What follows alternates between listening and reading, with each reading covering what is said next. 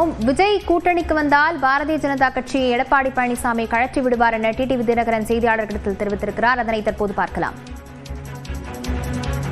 பழனிசாமி நண்பகத்தன்மையற்றவர், துரோகத்தை தவிர அவருக்கு வேறு எதுவும் தெரியாது.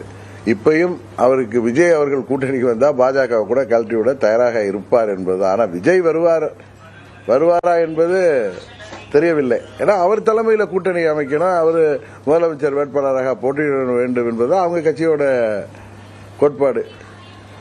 திரை உலகத்தில் இவ்வளோ உச்சபட்ச நடிகராக இருந்து நிறைய ஏர்னிங்ஸ்லாம் பெற்றுக்கொண்டிருந்த விஜய் அவர்கள் இன்றைக்கு கட்சி ஆரம்பிக்கிறாரு அப்படின்னா, இப்போ பழனிசாமியை முதலமைச்சர் ஆக்குவதற்காக அவர் கட்சி ஆரம்பித்திருக்கிறாரா? அந்த தொண்டர்கள் அதை ஏற்றுக்கொள்வார்களா?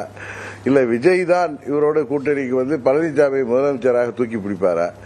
நடக்காத ஒன்றை இவர் இன்றைக்கு வெளியில் அவங்க தொண்டர்களை தக்க வச்சுக்கிறதுக்கும் இன்றைக்கு அந்த கூட்டணி பலவீனமாயிட்டு இருக்கு. அது பாஜகவும் யோசிக்க வேண்டிய விஷயம்.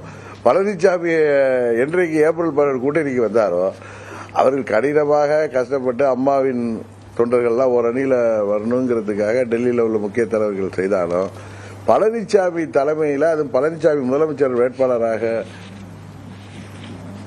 முன்னிறுத்தப்படும் போது அந்த கூட்டணி பலவீனமாகிட்டு இருக்கு. இன்னும் நாளொரு மேனியும் பொழுதொரு வண்ணமாக அந்த கூட்டணி பலவீனமாகத்தான் ஆகும்.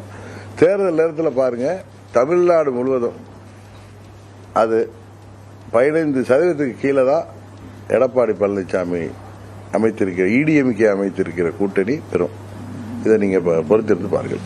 2026 தேர்தலில் உங்க கட்சி தாவேகாவோட கூட்டணி எங்க கூட்டணியெல்லாம் நான் உங்களுக்கு பலமுறை பல ஊடகங்கள்ல சொல்லிட்டேன்.